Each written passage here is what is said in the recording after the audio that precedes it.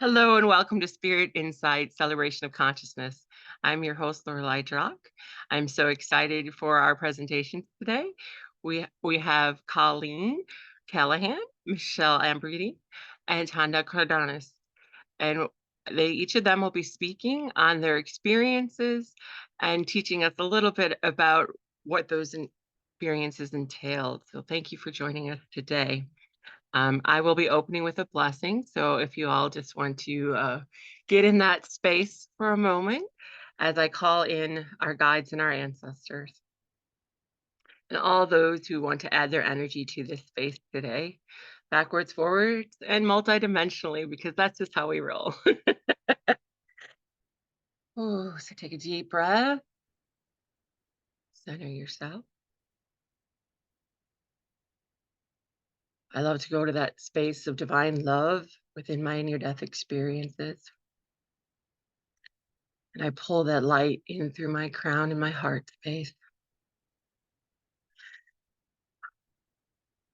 I ask my guides, my angels, and my ancestors, and all my galactic and celestial brethren to hold space with us today if they so are inclined to do so.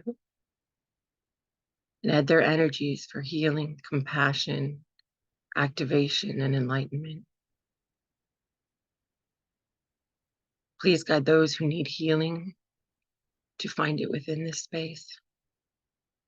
Those who are seeking knowledge and awareness of self, may they find that within them. May you guide us in the highest love with the purest intentions, with authenticity and divine love. I thank you for your love, your energy, and your wisdom. Thank you for holding space with us today. May we fill this space with the pure light of divinity.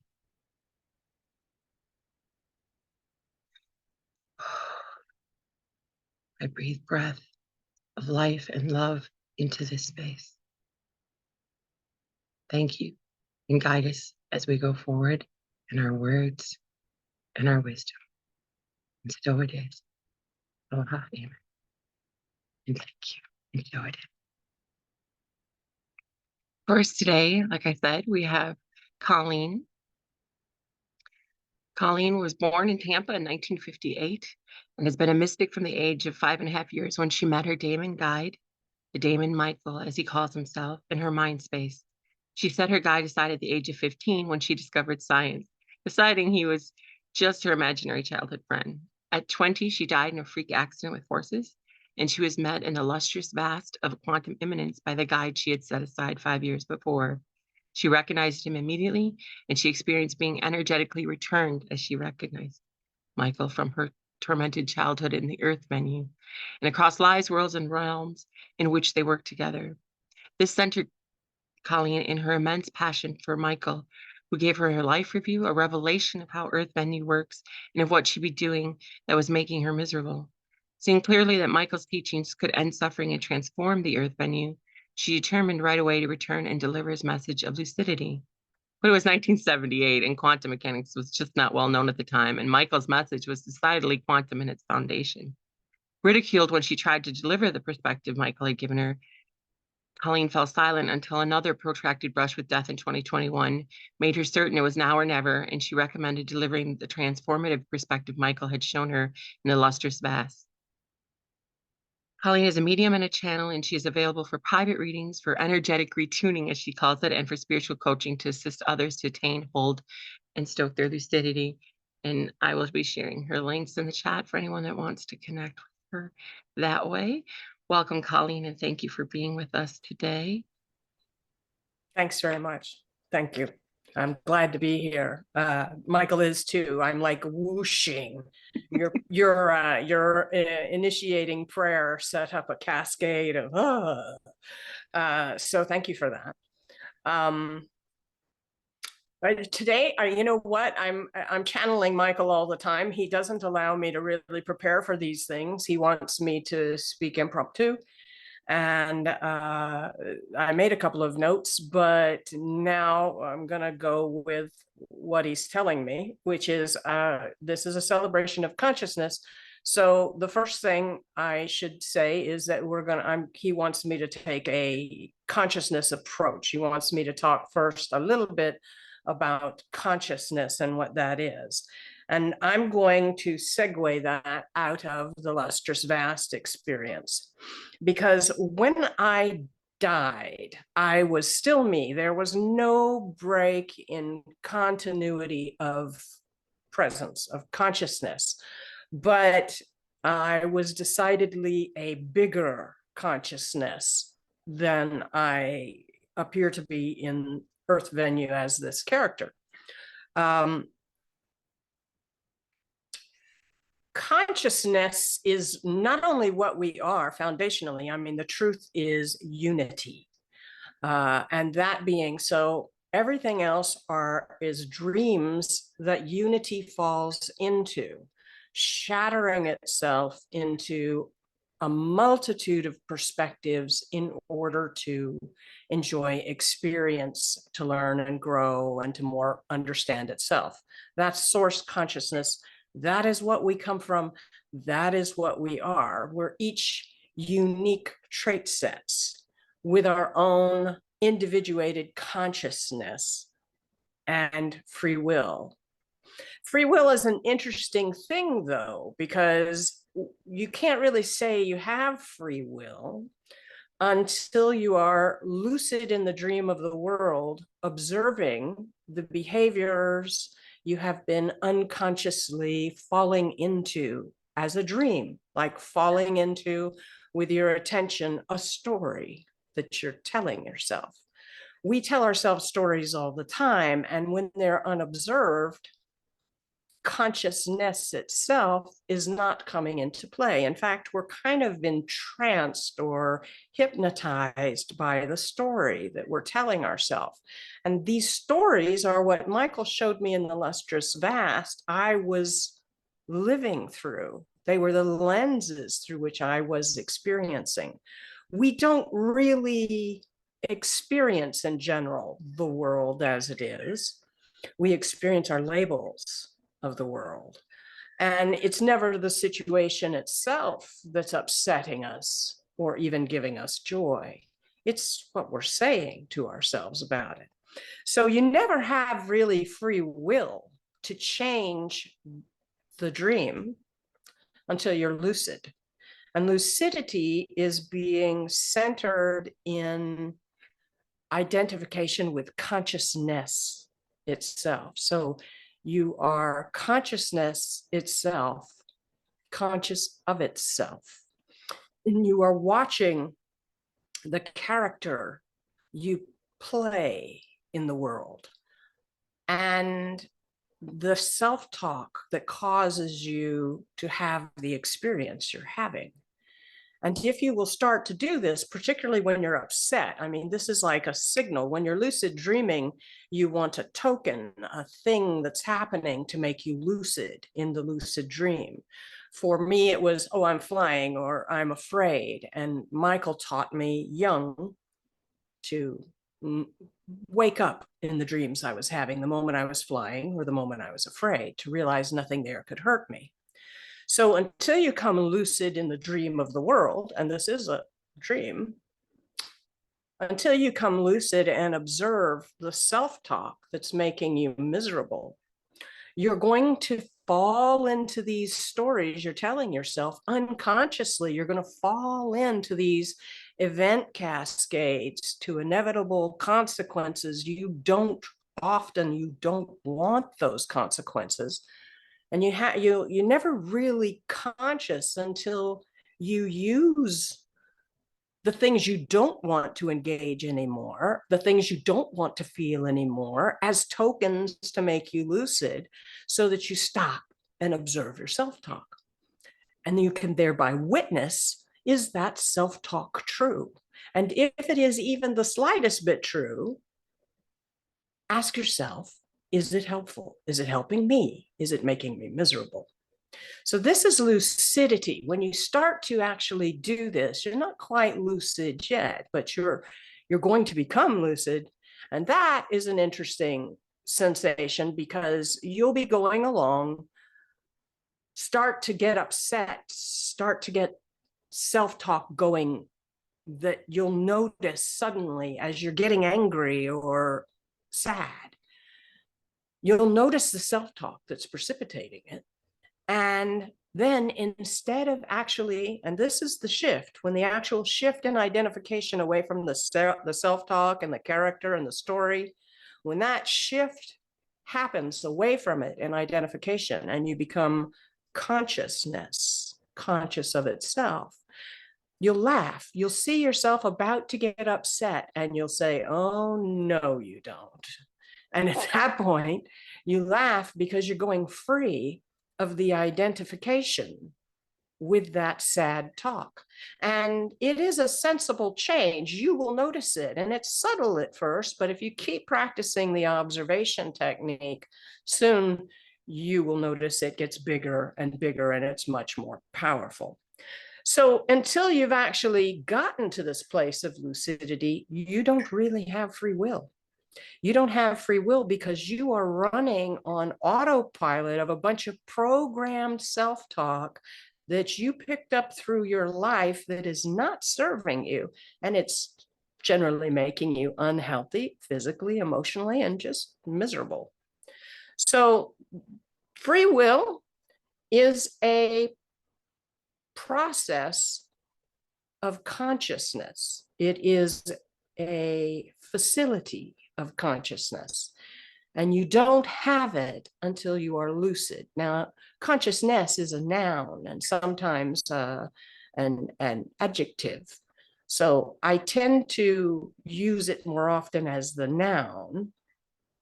And I like to use lucidity to indicate consciousness that is aware of its self-talk and itself in the dream of the world. Okay, so we don't see ourselves choosing that misery and unhealth until we become conscious, we become lucid. Basically, this is our task. We have to bring ourselves to lucidity under the weight of all the baggage we picked up in our past, all the things that tend to generate the unhealthy, unhelpful self-talk. And we should think of these things not as burdens and crosses to bear, but as our opportunities, our particular blessings. Thinking about hardship, adversity, sickness, rising above it in lucidity that allows us to muster our will, we should consider all of those opportunities to increase our strength. Blessings like you go to the gym, when you go to the gym or the weight room in order to work out, consider your adversities as opportunities to actually capitalize on this grand environment that's been made for us to come to lucidity in. Remember, only the lucid dreamer can change the dream. And the reason lucidity changes the dream is because from lucidity, all of the afflictions that the body had and that the personality, the character had, still belong to that body and that personality. They don't belong to consciousness. And consciousness itself in the lucid state very easily is able to stop all kinds of difficult programming, challenging programming that's there to help you rise to lucidity and become stronger in maintaining your lucidity. Only the lucid dreamer can change the dream. And that is your task. Come lucid and change the dream you're having by changing your self-talk. That's it. That's all I got for you today. Thank you, Colleen. That's beautiful. Um, I open it up to the chat if anyone has any questions for her right now. If not, well, but thank you. I love what you said about lucidity and you know, living within the dream, because in one of my experiences, I was literally like pulled out of body and they're like, this is a dreamscape, you know. So, you know, that's, you know, kind of my understanding of it all as well. So I thank Well, you. when I died, that was exactly my first real experience was, wow, wow, oh, I'm perfect. I feel so good. Apparently, nothing in the dream of the world could have ever hurt me. Wow, this is just like waking up from a really bad dream. I mean, that was just the milieu under which it all unfolded was like, holy smokes, the world is a dream. It can't, you know, when you wake up from a bad dream, you go, wow, I'm so glad my consciousness springs from a higher level and nothing in the dream could have ever hurt me. That's exactly what dying was like for me. Nothing could hurt me. My mother in after death communication comes through all the time and says, you're safe, you're loved, and absolutely nothing can hurt you. You know, it's real, but it's not real. And it's, you know, the attachment to it makes it real, you know, in that sense. Yes. Attachment to outcomes we think we'd prefer. Yes. When you surrender to the divine flow, I believe is what they say, you stop creating suffering. And that's, thank you for Yeah. your. And if you can observe yourself creating your suffering with your self-talk, you can consciously wield your will to stop it in lucidity, to stop doing that to yourself. But until you become, oh my God, I'm doing it to myself again, you don't really have any free will. You're like hypnotized by your self-talk. And you're tunneling deeper and deeper into this dream of resentment and grievances. And all it's doing is causing this massive separation between people and making you feel lonely, misunderstood, attacked, robbed. We got a lot of that going on in the world right now. Lots of people being their grievances stoked, you know, people using our fear and our anger in order to get us into this angry, frightened, grieved self-talk so that they can then say, there's your enemy. Okay. And sick us on one another. And that can only happen as long as people aren't lucid. The minute the masses become lucid, that we won't be manipulable that way anymore. And that's why I feel this message is particularly important and critical to be delivered at this time. Very much so, from what I've seen and everything else going on. I just had one question. I know you said when you're to catch yourself in those emotions and how they're feeling and asking yourself, but what do you think is the key pivotal thing of connecting with lucidity? The pivotal thing is to continue observing the chain of events between your nasty self-talk and your nasty experience. Your joyous self-talk and your joyous experience. If you just keep going, oh, look, I caused this effect. My self-talk made everything dismal. The best time to try this out is when, for instance, you're sick. Like I have the flu right now.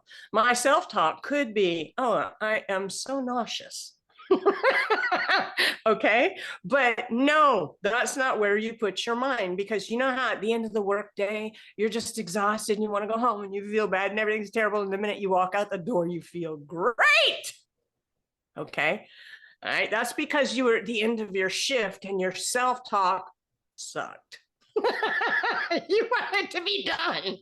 You wanted to be done, and then you get out the door and you go, your self-talk goes, I'm free. Okay, and all right, so the best time to practice to observe your self-talk is when you're up against a barrier and you've got, like, you're really nervous because your Zoom won't boot or something. Observe your self-talk and say, look what I'm doing to me.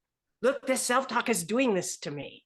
Okay. And then you see the connection between the self-talk and the experience, and you go, you know what? I feel a lot better when I'm in command of my self-talk and I choose to say other things to myself. So if you just keep exercising that facility of observing the connection between the self-talk and the subjective experience you're having, keep doing that and then tinker with it. Try just changing your self-talk. I can do this. I can, and I'm going to. I'm going to make it happen. I'm just going to stay on this. Everything happens for me. Everything happens to my good. Make that sort of stuff your self-talk. What shall I allow this to teach me?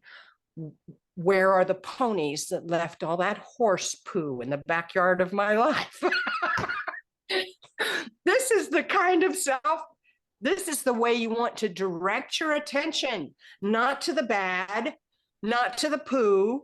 Don't stand there and go, oh my God, all that horrible poo. Instead, go, geez, where are the ponies? Okay. Redirect your attention. These are acts of free will.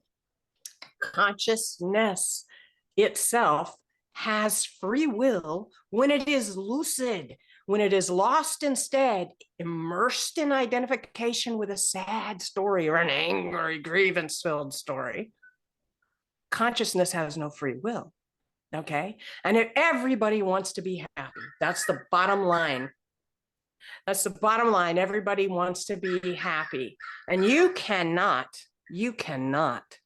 access your bliss from a state of grievance. You can't do it.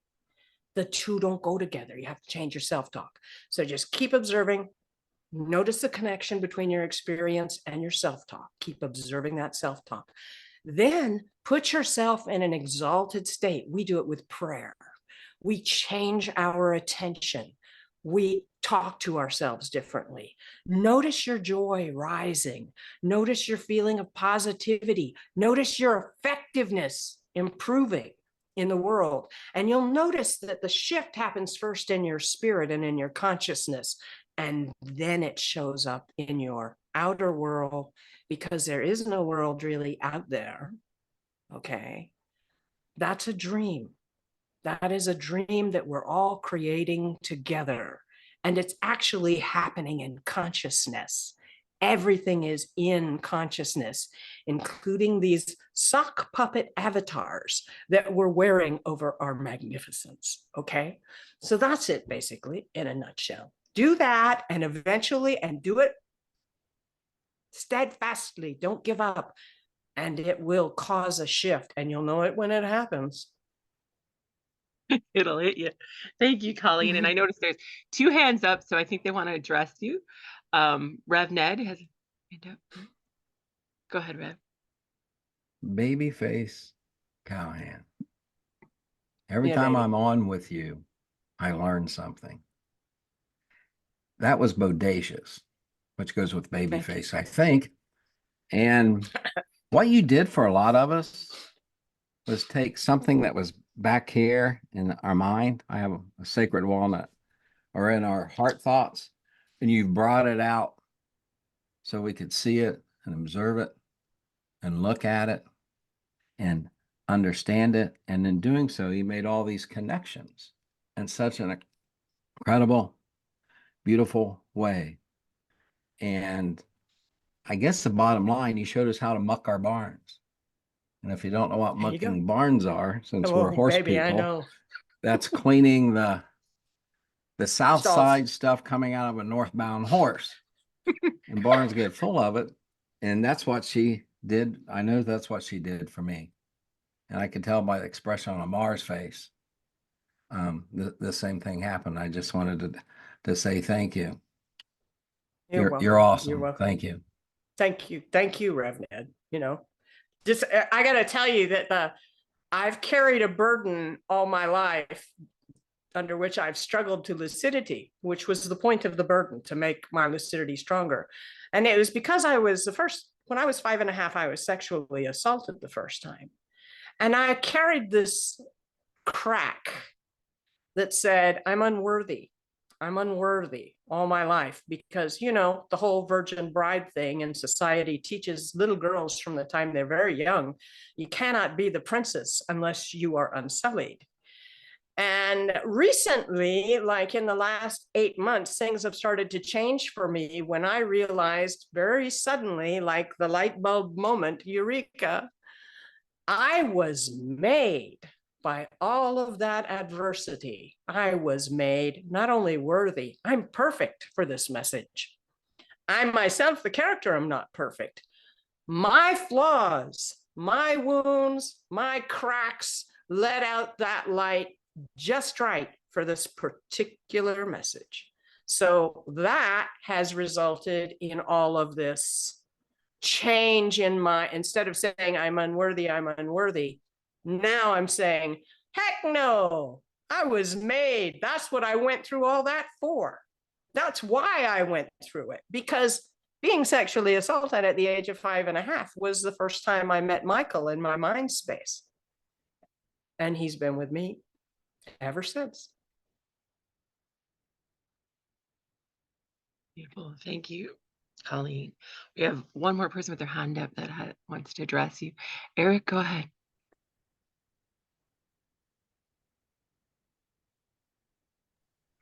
Yeah, thank you for this. Yeah, what your message is highly valued, and I think people need to be aware of that. A few things popped up for me as I was listening to you, just some memories and stuff from my own life, some things I've heard from other people and stuff. It's like almost a little bit of division of spirit and body. It made me think in some cases with me, I have some issues and stuff. Some people know us on occasion. They go, "Hey, Eric, are you all right?" And I go, "Yeah, I'm fine," but this body has other thoughts, thinks otherwise, so, it kind of made me think like that. And Good. couple, yeah, because that's how I kind of see it, because I base a lot of stuff I do from the scripture. It says, like, let the sick man say he's well and the weak man say he's strong. And I kind of, Yes. yeah, and that's what made you're totally making me think that. And something from Bruce Lee, okay? And it was like he says, like, be water, my friend, because water goes through problems, around problems, under problems, through it. Doesn't go hit it head on. It just goes around it, but it dissolves the problems over time. Totally making me think that. And it's just kind of resonating, because we go into situations we don't really like. It's for our good, right? Like, so I know some of the people I've talked to, yeah, I've talked to some of the people in this group here and from other groups and different things, and I talk about the little mantra, like my job is either super good or super crappy for me. I don't have it's either a great day or bad. I can have both in one day, honestly, but it's like some days it's just, oh, I don't want to be here. So I go in there with my little baby mantra. It's just like, I'm a positive person. Good things happen to me, for me, and I do positive things for others. I am blessed. God loves me, and I love others. And I change my own energy. You feel funny. It's like if you have a headache, you feel crappy. And even though you feel crap physically, really, technically you do. You're not going to deny it. But you just say, you know what? I don't have a headache. I feel great. You just tell you, and you know what? This is what you're talking about. You change that energy in your body, or your spirit within your body is changing your body. And you notice how you actually feel better. I do that like tons of times. You do feel better. You do feel, yeah, you change your energy, share your frequency. I think this is highly valuable for people, because I don't think the general population of people don't even think this way at all. They're just like, okay, well, I'll take this pill, or I'll put Bengay on, or or something like that, and just and they don't give it any other thought. They do it from the outside, like a topical solution, than from within. So your message, at least to me, is exceedingly valuable. It just makes people think. But it made me think of those things, think about my own life, because I had to turn a lot of my situations around, and I approach everything spiritually first before I do anything else. And there's some awesome, possum spiritual people, man. We got some giants in here, man. And oh, by the way, yeah, and they helped me. I'll have to talk about that down the road sometime. But thank you. I just exceedingly value your message. Thanks so much. You're so welcome. Thank you for that. Thank you for that. I really appreciate knowing it's resonating with you. I just want to make one stressing point, is that it's really your attention. It's really not just your self-talk. It's where you're putting your attention.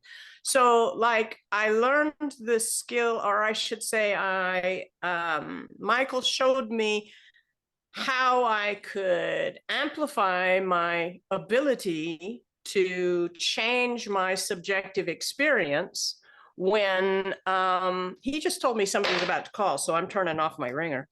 When I changed my subjective experience by changing my self-talk and where I focus my attention. He showed me this, he calls it imagifesting. I think you'll like that, imagifesting. And what it is, I was going through Lexapro withdrawals and I was in physical agony and mentally I was in hell. And I was in so much physical pain, I had learned to direct I was like having panic attacks constantly. And it went on and on and on and on. And I just learned to say, okay, well, that's my body doing that silly thing again. I'm going to ignore it. It's just a symptom of the withdrawals. It doesn't mean anything. So then it was the physical pain. And I lay down one day because I was in so much pain. I just lay down with it. And Michael said, I want to show you something. I want you to turn your attention inward. Put on your audio cassette, your audio, your headphones, and listen to your theta inducing binaural beats, right? Listen to that. So I got into theta and then he started guiding me and he showed me how to imagifest for myself by focusing my attention very deeply away from this world and instead into the inner milieu, what's going on inside and what I can do in there. So I just started imagining being the most wonderful place I have ever been. And you want to pick a place you've always wanted to be or that really appeals to you so that you can practice going there joyously and giving yourself a deeply immersive experience of being in that place. Don't peek into it like you're looking through a window. Put it all around you in your experience. Smell the air. Open your mouth and taste the air. Hear it. See birds, see other people, if that's what you will for your experience. Do this vividly often. You will have to exert energy to make it happen. But what happens after a while is you'll go in there, you'll go into your favorite place, your shrine, and things are animated on their own. They're doing things that you're not exerting any will to make them do it. And then people start showing up there. People who are dead showed up there. People from characters in my books, my fiction series, showed up there and spoke to me like a vision, like, oh my God, what's happening here? And for a while, I stopped going in because it was so startling, the things that were happening, like, what does this all mean? And over a couple of months of listening to Michael talk to me about it and thinking about it, I realized thoughts are real things. And they get more and more vivid and more tangible with your attention's energy. Anything you put your attention on gets bigger, fills up your experience. So if that's the whole falling into a dream. You're going to create, because you're a godling. You are a baby God with all of God's abilities. You just don't know how to use them. Okay, you're not good with them yet. And imagifesting, as he calls it, is a way to begin to use those facilities that God gave you. And then you apply them to your real world life when you decide which story you're going to tell yourself and put your attention on. And with it, you discover you can change everything. You can change everything. Slowly sometimes, takes time, takes energy, just like when you first began practicing imagifesting. But it's an amazing process. And that too, I recommend because it'll show you what you are very quickly. Thank you so much, Colleen. That was beautiful, beautiful insight. Thank you for holding space with us today. We're so happy that you were here. Thank you. Okay. I'm glad to be here. Thank you. You had so many thanks and things in the chat, so you can check that out.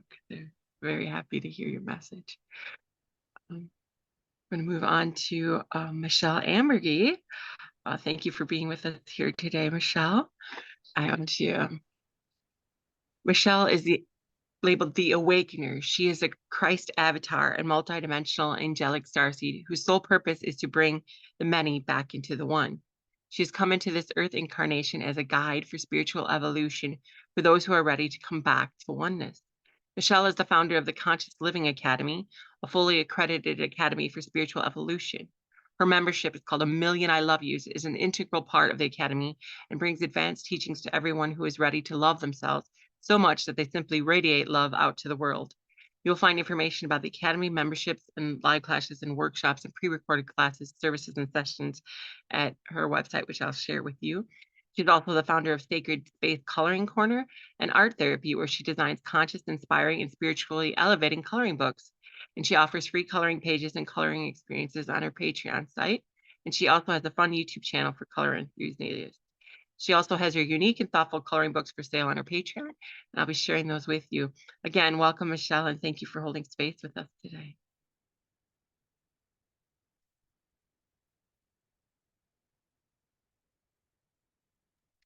Now I can talk. Hi. Thank you so much. This is so wonderful. I'm so grateful to be here.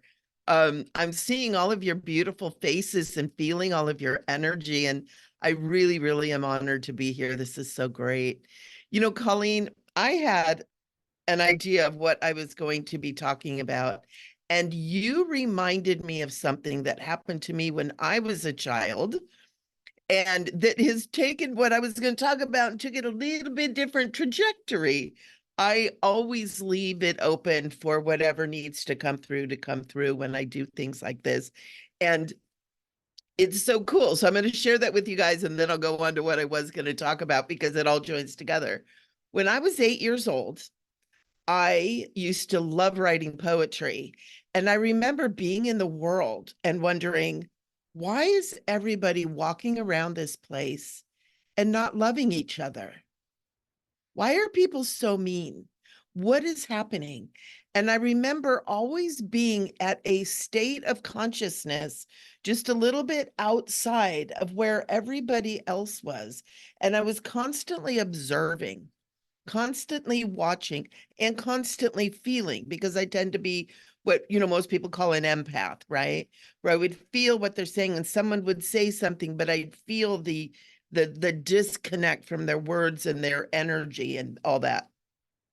So I was never quite in my body. And I remember I went to my mom when I was about 13, you know, tricky age, and I went to her and I said, Mom, I think I'm crazy. And she was like, oh, why? And I said, because I'm not in this world. And she kind of looked at me and I said, I'm not in this world. I'm watching it, but I'm not in it.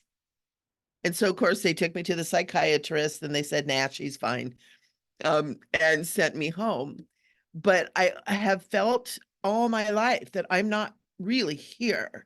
And of course, later I found out, being an angelic starseed, I'm not really here. I'm an avatar. I'm in a body. I'm here, but I'm also in a multidimensional state. So, but what happened is, living that way and being that way, you learn adaptive things, right? And you learn to kind of bring your awareness into what's going to keep you here so you can function. You get hypnotized, like you were saying, Cailin, right? We get hypnotized. We get programmed to function. But I always felt kind of outside. When I started my spiritual journey back in like the late, I almost said late 1900s, which it really was. It was the late 1900s.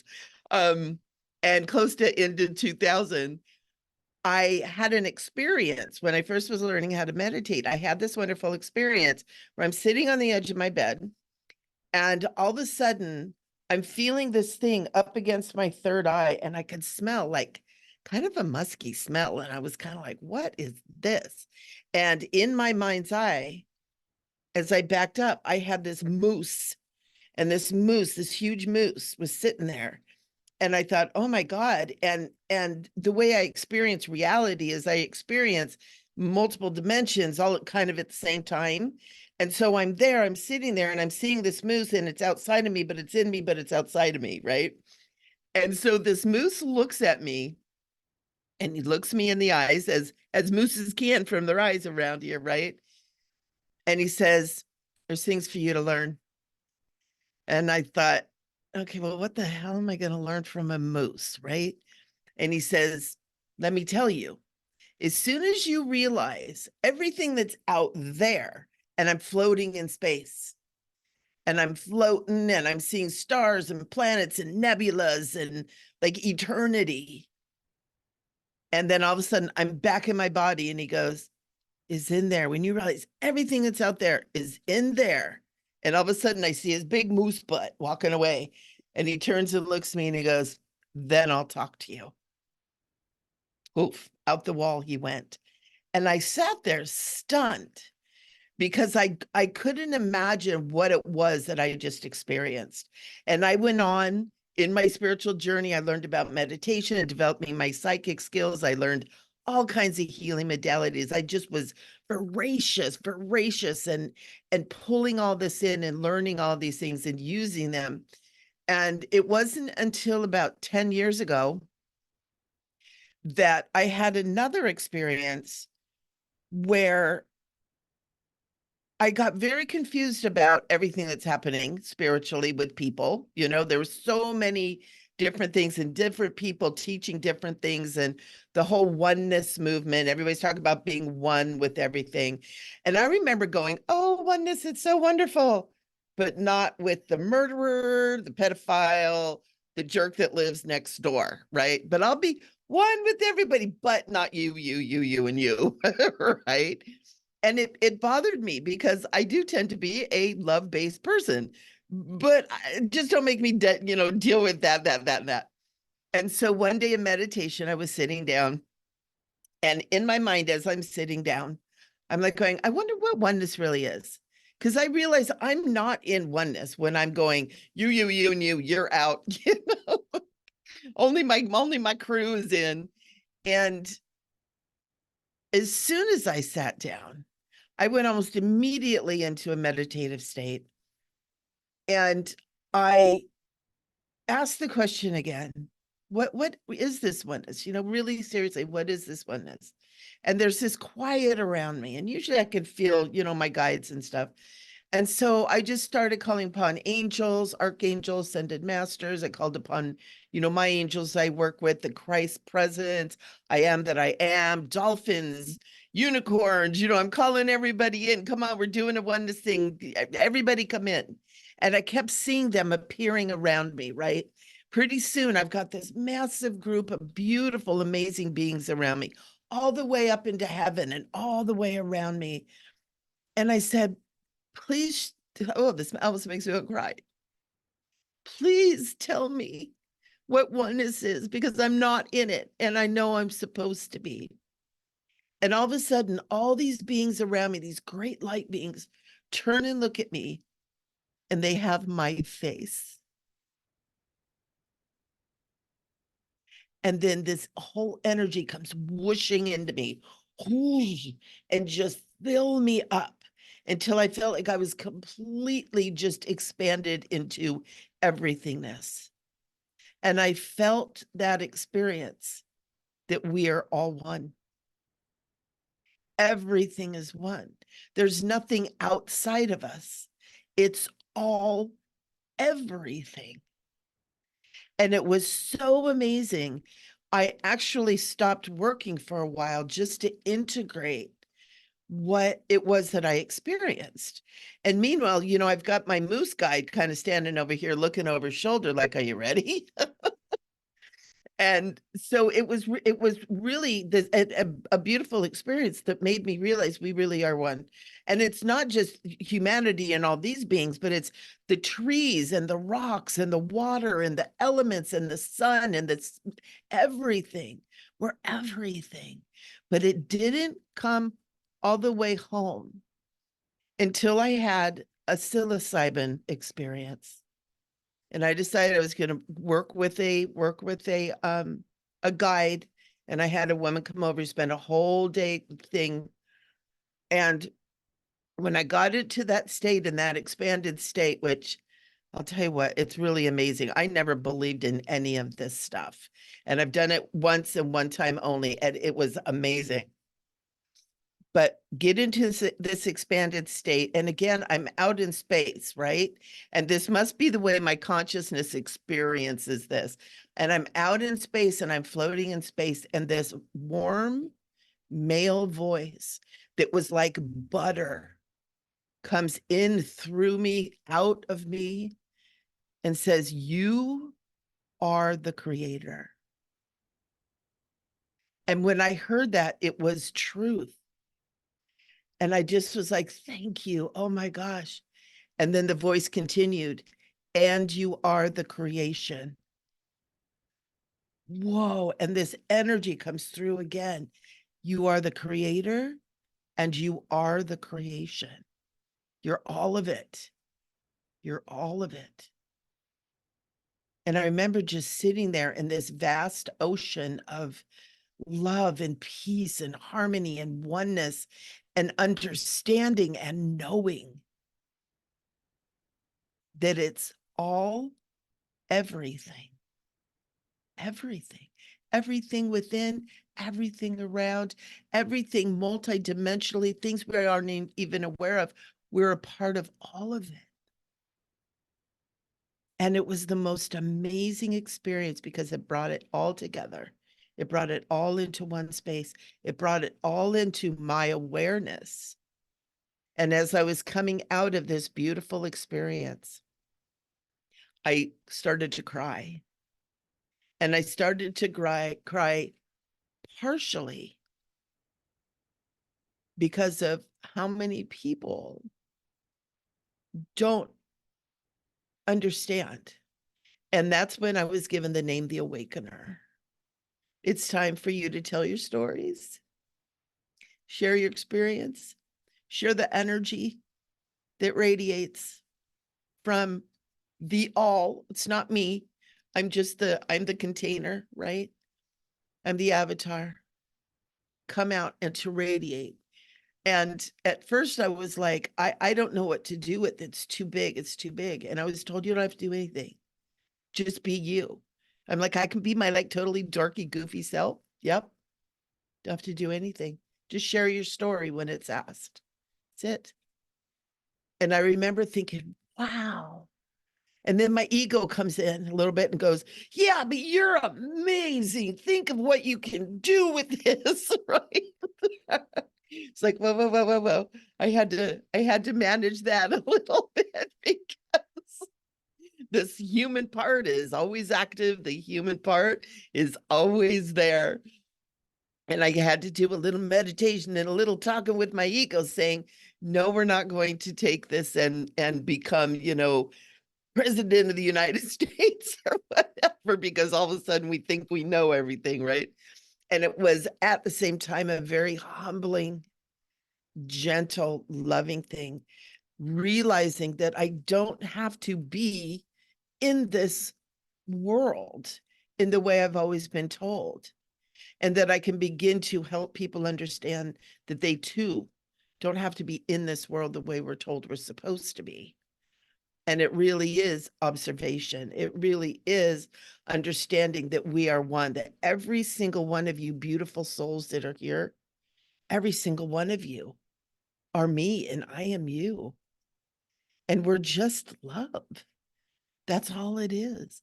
All the other stuff is the dream, like Colleen was calling it. I call it multiple dimensions, but the dimensions are all dreams too. The matrices are all dreams. The holograms are all dreams. All the words we assign to all these things, they're all dreams. Even reality, inner, outer, multi-dimension, it's all just a dream. The only existence is just that pure love. It's just pure love. And it's so elevated and yet so humbling. It's so expanded and yet so here, all at the same time. And it requires letting go, right? And like Colleen was talking about, it takes practice letting go. It takes practice, meditation, prayer, meditation, prayer. People that study with me, my students and stuff, they're like, God, again? Yeah, meditation, prayer, whatever, but give us the answer. How do we get to where you are? How do we know what you know? I know meditation, prayer, you tell me that. It's like, I'm sorry. Those are powerful tools. Those are powerful tools. And a lot of times prayer is saying, what the heck? And meditation is just listening to answers that come through. It can be that simple, be that quiet. It can be that. It can be that. And so I'm so grateful to get to share this with all of you. I'm so grateful to be here with you and to share our energy and share our love together. And I hope to hear from you guys. You know, I would love to just have a message just to say hi, stuff like that. I always love to connect, and I love this energy. I'm so grateful. Thank you, Lorelei, for letting me be here. I'm really, really honored. Thank you. Thank you for holding space and giving such a beautiful, powerful message. Thank you so much. Thank you. If anyone has any questions, you can put those in the chat for Michele, or any comments. But I thank you for holding space. And Michele will be back with us in just a little bit after Tonda, and for a wonderful oneness meditation. So I'm so excited for that. So I hope you all stay and experience that with us. Okay.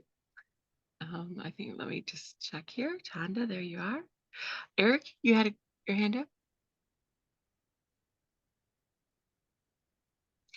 Here we go. Okay. This kind of goes to both our awesome speakers a little bit. One I don't know, the that we're creators thing. This is from my near death. I never actually don't share this part. It's kind of connects me to a person I saw my near death experience in spirit first, and met him years later in the flesh. And his wasn't a different. Mine was 89. His was like 97.3 or something. Is weird. But anyway, I don't share this too much because I wasn't really allowed to remember it at first. But it's like the creation that we're creating. I kind of understand that concept because I was allowed to do some of this over there, and I actually didn't remember too much because there's gaps, there's parts that are taken from me until I ran into this other guy, and he started talking about things that I had remembered but I'd never shared. And this talks about like the the magical imagination thing. Well, I know that we're alive in our we're most alive in our imagination, but that connects to that creator thing that Michele is talking about. That's kind of crazy. Yes. You guys cross back. You're kind of like a bitch, man. Totally. And Yes. I will share this part. I don't do it. It's just it's not really a big message when I share my near-death experience, but for me it was that creating thing. And actually I used to I love to create stuff. I like build models and ships and projects and do things in the yards, made God big altar and yard and everything. Anyway, in my experience, I was like out in a field type of thing, beautiful in the mountains, and I was just creating that. I like to be above people. And this is where both what you guys are ladies are talking about. And I just was imagining being on top and just making pillars coming up, and I was doing it somehow. And this other, and the Yes. Yeah, it was like I was creating, and I was like going high. And I actually saw a show that had almost the exact same thing.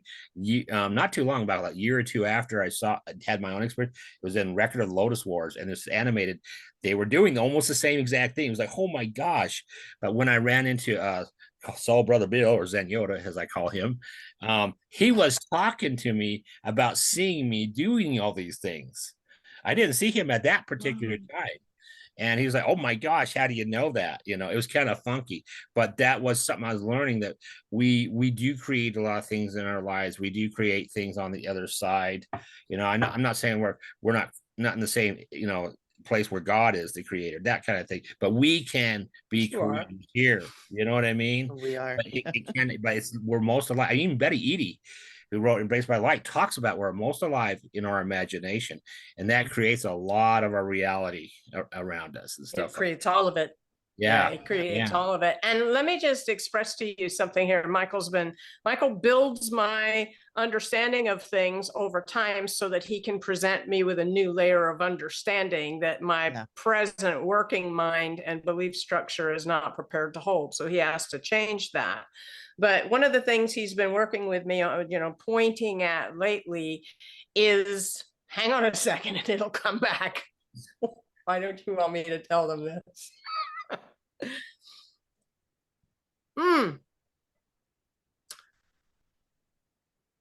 I don't know what it was. When it comes back, I will give it to you. I love when they do that. That's what happens when you're somebody else is working through you and they're directing what you're allowed to say and when you're allowed to present it. Sure. What were you talking about, Eric? It'll cue it again. What were you talking about? I was talking about when I was like in a field or something, mountains. I was creating. I was just using my mind. I was basically like in a that's it.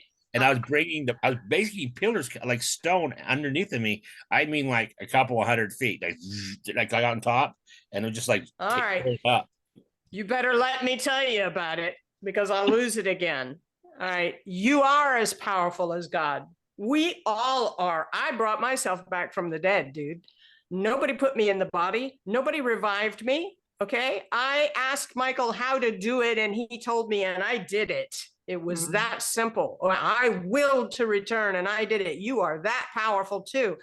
We are much more powerful than we can experience here. And I'll tell you, the part of the venue is the venue itself that we're in causes that dampening down of our ability to explosively project, and manifest in our exterior.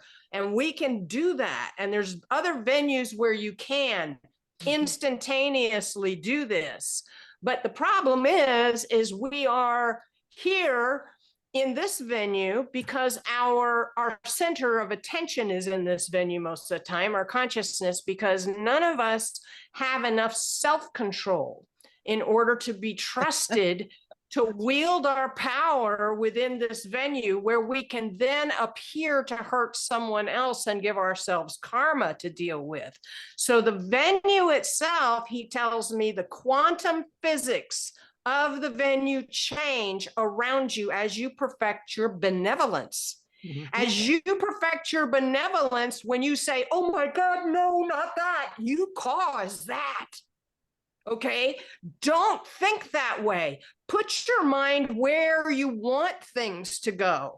Like earlier when Tonda was trying to get hooked in with us, I was imagining ahead of time her coming online. Okay, I was going, yes, any moment now. And I was imagifesting that for myself. Okay, this is the way it will turn out.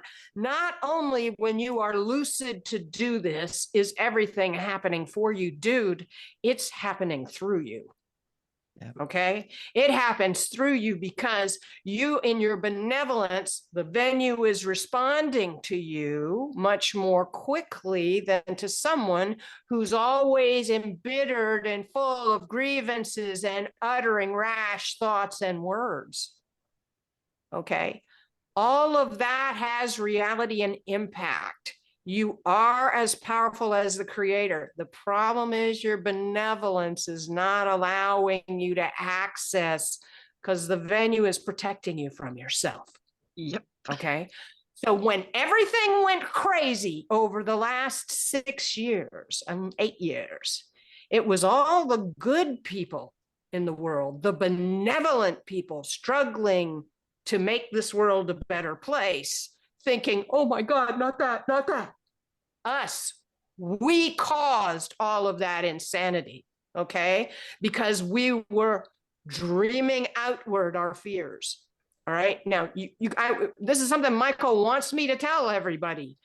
The more benevolent your heart, the more perfected your benevolence, the more you must learn to hold your attention and your imagifestation prowess on what you want to unfold, what is good, what is helpful to everyone. Don't think, not that, not that.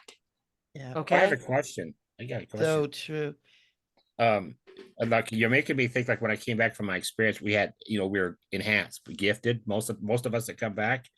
And I knew how to project light. Now you couldn't see it on the physical realm, but you absolutely, but through spiritual eyes almost, you could sense it going after. Because I used to surround people with light, or use my chest, where like when I said love, light, and energy to people, I would literally see like a blast of light, and you literally see it go down there and light up everything. Now you're talking something like that. It manifests. We don't necessarily, like most people could not see it here. They may feel it here if you surround them with love or whatever, but you send it out there. And as a medium, I think you know what I'm talking about, right?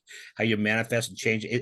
It's tangible on the next beyond the veil. Is tangible, but here you can't see, but there is effects here. So that's also part of that. Is that right? That's right. Yeah. Okay. And Eric, Yeah, that's definitely right. Yeah, I'd like to bring something to your awareness too. It's so funny. When Cailin was talking, I was seeing you working with air and fire and earth and water. I'm like, oh my God, he's like an airbender. Have you ever seen those movies? I call myself a light bender. Oh my gosh, you totally are. And it's so cool because, when I was young, I used to make the clouds move.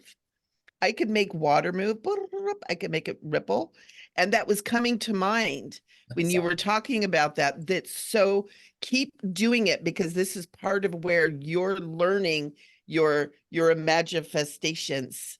This is where you're learning that, oh my gosh, this is real. You can do it in real time. Yeah. You're very protected, especially from the negative stuff, but the stuff from your heart and the love manifests much more rapidly. And especially now, because we're moving into new eras where the good is being magnified. It really is the good, But Eric, dude. Thank you. It's funny you mentioned to protect from the negative stuff. That's exactly where I use most of this, to protect myself or others with the light, because I'm sensitive to it. Since I had a path in the dark side, I'm sensitive to that. So that's exactly where I use most of that. And that's funny you mentioned fire too. That is one of the things I imagine around me all the time is fire. Yeah, So I see it. I see you almost like waving, like, and it's there. That's kind of how I see it. That's cool, man. Thank you. Good job. Awesome, man. That's awesome. Thank you. When you see someone angry and hostile and just generally unhappy and spewing vitriol and hatred, don't think of them as anything really other than they're not lucid, and they're having a very bad dream that they're projecting all of their grievances outside, so they cannot access their bliss.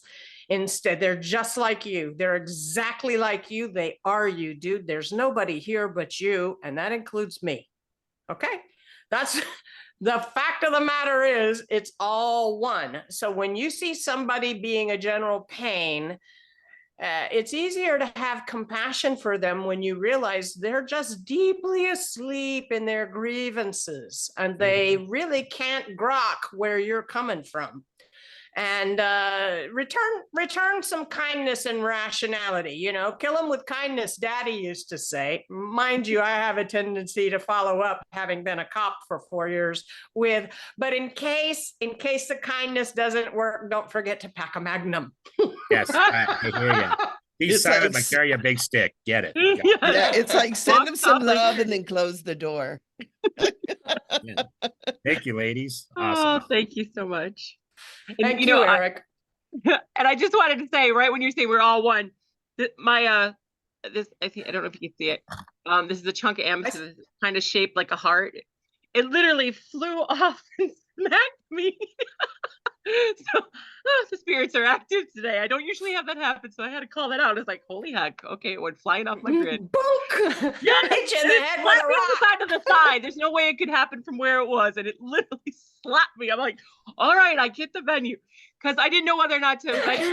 And I just, before we moved on, I wanted to just reiterate this, because my 2019 experience was with Yeshua and the connection to Oneness, which included all the things you ladies spoke of. So and that not being lucid and creating everything just by fearing what could happen, and not being lucid of it. So I just think that is so important, and they keep reiterating that for this year, especially the first half of this year, you know, that lucidity and that authenticity, you know, and I know we've spoken about this before, but I just wanted to share that that is really coming forward, and that as more and more people become aware of themselves, find self. And once you look within, and the divine temple, they always say, is within, right? So the more that we tend to look within, we have to take that accountability and responsibility, you know, and there is no quick healing band-aid, you know, to make it all well. You have to face that. Some people call it shadow self, whatever you want to call it, that had that fear, that had all those layers of conditioning, expectation, and programming. We come in a pure, loving spirit, and then all these layers that aren't us. They're like color forms, you know, stacked on top of us. All these lenses that we have to look through at the world. And when we find self, we start removing each of those lenses. And then you have to look at the purity. And when you said what you said about, you know, they're only reflecting because they're not lucid, you know, and I think those are the hardest ones to embrace. You know, and I always tell people, don't take it personally. And they're like, how can I not? That energy is being directed at me. I'm like, well, you know, this is the thing that spirit keeps reiterating. They want me to say is pull up your light armor. You are powerful. That armor of God, whatever you want to call it, I call it my light armor, you know, is always available to you to deflect and not take that into your own personal. And, you know, and in that reflection, that mirror, they will find their own healing, especially if you don't react, because they're like, why aren't you reacting to this? You're supposed to react. They're waiting for that reaction. It's like a test. Yes. And when you only provide it love, they may become angrier. That's not your fault. You know, like she said, carry a big stick or something. But, you know, it's not your responsibility. And sometimes we take on all of those things, people's reaction to us. We take it on, and it is not our fault. No. So I just wanted to share that because they, you know, they kept saying it and I ignored it, and then they threw a stone at me. So I was just being called to say that. So, okay, I got it out. So thank you for hearing me. Thank you. You're welcome. Thank you. That was wonderful. I have to start taking notes during these things because, you know, the way it works for me is when someone else is talking, I'm listening to them. And at the same time, there's an inner conversation going on. Michael's showing me images and relationships and showing me memories from my own life that pull up emotions and associations. And that's how the medium works. I didn't know I was a medium. Okay. For a long, long time. All right. But when you turn your attention inward and you see all this stuff going on in there, and it's places that often come up that I'm supposed to say something like I should tell, this will help. I should give them that. I need to, if I look away and jot it down, it's not that I'm not listening.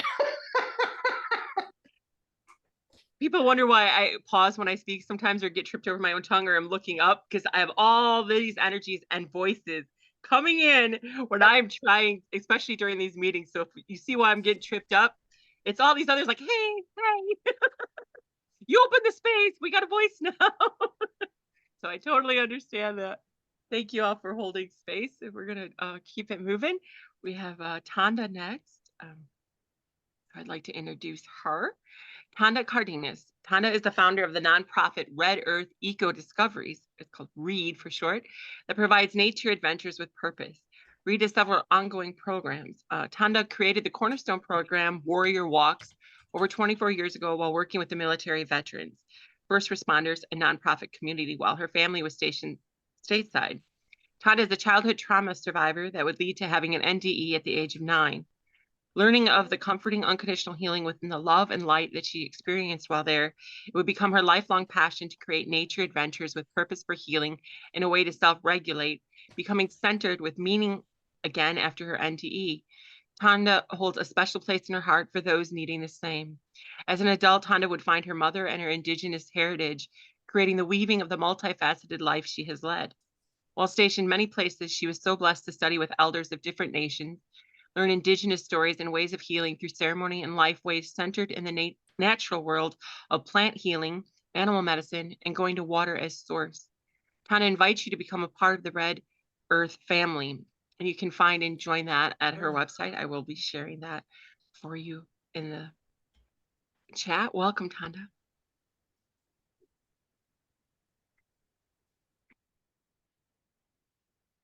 Thank you, Lorelei. Can you hear me? Mm-hmm. Oh, yes. Good. Working. The Sparkyism is working today.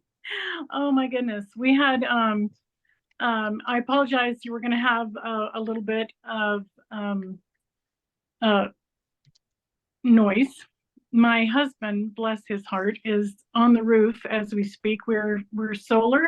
We're out here in Colorado, and had a big snowstorm. And part of the reason that I was having difficulties joining in everyone in a timely manner this morning was because of the load of snow. So he is literally on the roof right now. I love him so much. I'm baking cookies for him later. So we have, I wanted to just share with you guys, as far as our inner child.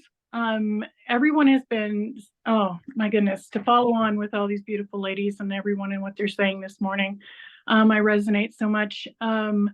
And thank you so much. I'm gonna basically talk about the inner child because of the time that I spent after my NDE. It was a very difficult time because I came back. I was 9 when it happened, and when I came back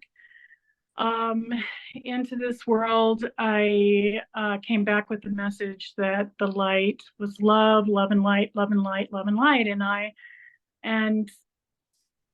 didn't understand why things were still happening. I was in that situation for another 9 years until I became a young adult.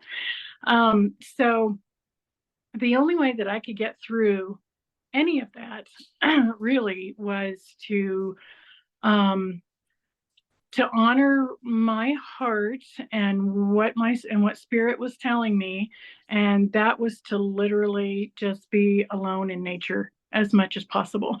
And so it's kind of my ethos for how I'm doing anything, and why things progressed to, as an adult, creating and writing programs for nonprofits, for scouting programs and stuff. I mean, I had 4 children. We were in the military. We were always moving. We had different things going on, but I wanted to share the time that and the energy and the importance of nature, just so that these kids could have a grounding and a network. And so I wrote programs for those nonprofits, for leadership for the adults, so that they could utilize those, and things kind of progressed. We moved military wise, and then some things happened in my life and abruptly changed everything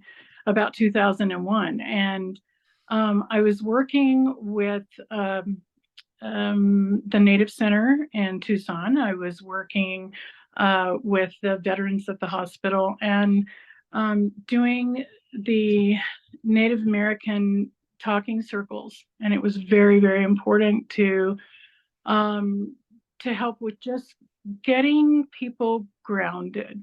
And that was why that was one of my biggest reasons of why I created the Warrior Walks program.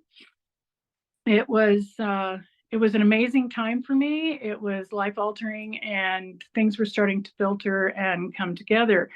I have to preface that with saying that after I had my NDE, I would have a lot of visions and things and knowing things. And even as a kid, didn't understand it all. And I was very frightened of it at first, but it's a thing that you grow with, and you learn to accept and start working with it and honor it. And so those are some of the bigger reasons and kind of the groundwork for today of why it was so important to me to to help people honor their inner child, because so much happens to us, whether you've had trauma or not. We tend to leave our child behind and do all this adulting, and then we just forget. We tend to forget. Wow. So we need to be reminded. And so today, and in honor of my elder Jerry Wolf, my Cherokee heritage, when I found my mother as an adult, things started really making sense, because I didn't understand why I was going into the woods and why I was doing things and playing in the water and healing myself with the water and with the earth and the moss. And I mean, there, there's a lot of story there, but I just wanted to honor my elder Jerry Wolf. The Cherokee Eastern Band is where my heritage comes from. I'm originally from North Carolina, and the word Adawehi, it actually means the spirit of healing. And I am currently trying to learn my at least words. I'm not fluent in speaking Cherokee, but my elder met me there, and when I found my mother, and I was trying to find my heritage and trying to figure out, and I had actually gone into the river to pray, and sorry, no one had told me to do that, just my spirit told me to do that. And so I was later that day in the museum, and I was crying. They were getting ready to close up, and I just was wiping some tears and just getting ready to walk out the door. And this elder came from back behind in the office area, and he says, "You've come a long way, haven't you?" And I said, "Yes, sir." And we were military at the time, so I come from far away, for sure, to just kind of find myself and figure out some things and get grounded. And he asked me what I'd been doing that day, and I said, "Well, I just come from the river. I was praying. I'd actually felt compelled. I needed to get into the water." And he said, "That is exactly what Cherokee people do." So it was just this amazing affirmation. And I use water a lot, and as far as a water bearer and water song and ceremony to ground myself. But we use all the elements. My husband and I are both. We have we both have heritage, and so we are constantly finding that the medicine wheel, the sacred hoop, it's a symbol of indigenous nations, and it helps to gain knowledge, insight, and connection to everything in the universe. So today I was going to talk to you about that, the sacred hoop, the medicine wheel, and grounding yourself, and particularly working on your inner child, because so many of us, like I said, have had trauma, and we tend to disassociate and lose our child. And working with my elders, as I'm now going from warrior mode into elder mode and teachings, I was reminded by spirit that I needed to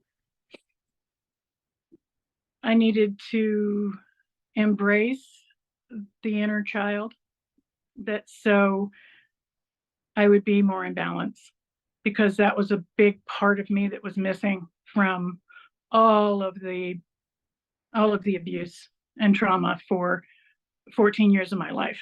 That was just crazy. So so in doing that, I want to ask you guys a question. I'm going to actually move this camera and see if you can see it. If you can't, then I'll redirect and we'll work in a different way. But this is what happens when you have to improvise, because you have solar panels. I think you Can have to unblur your background. Your background is blurred right now. So. is that what it is? Okay. Yeah. So if I don't know how to do that. oh, okay. It just has to be under the video, but yeah. Challenge. Okay, so Okay. I'm going to do something else. It was lovely. I promise. But the medicine wheel basically, there's many directions, but the 4 cardinal directions is east, south, west, and north in that order.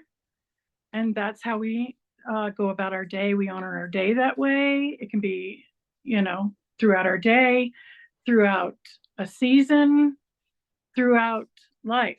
This is kind of where our barometer is. Just a tool, like some of these ladies were talking about before, the prayer and the meditation, and the sacred medicine wheel is a grounding tool that Indigenous people like to use. Even non-Indigenous like it because it makes sense. And when we have our retreats, it's something that we work on, and they get to challenge themselves to come up with ways to, if they're wanting to work on their inner child, then they come up with ways that are grounded around what the medicine wheel is teaching them.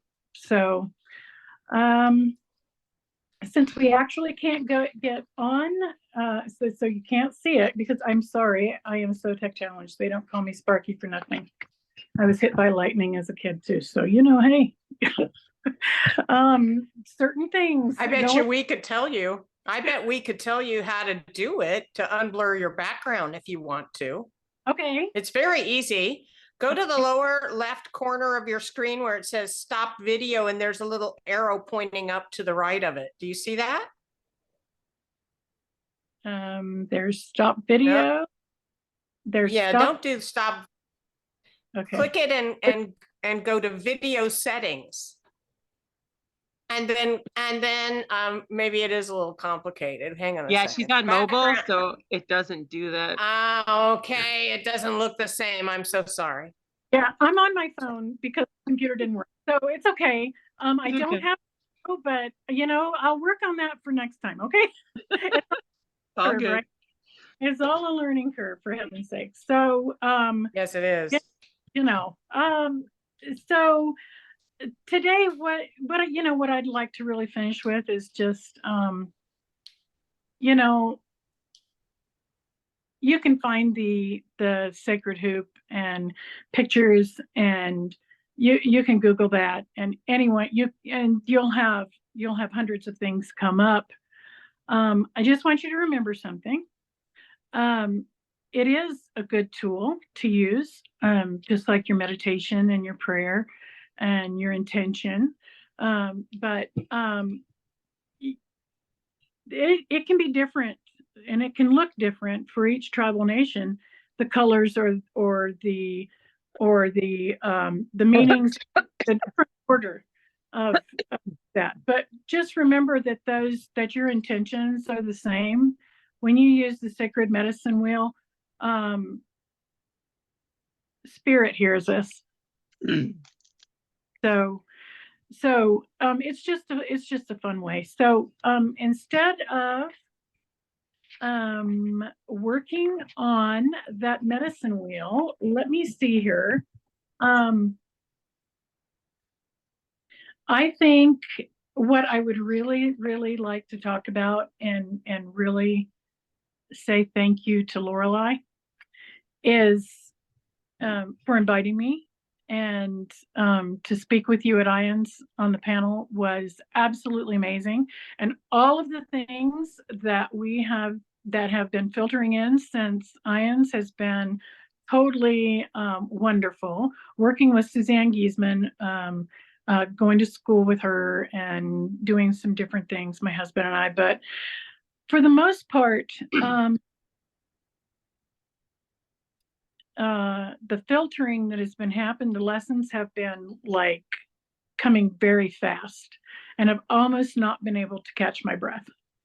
It's been an amazing time, and I've had to it was difficult at times to even get grounded because, you know, we get into our own BS, our own story, our own belief system, and we tend to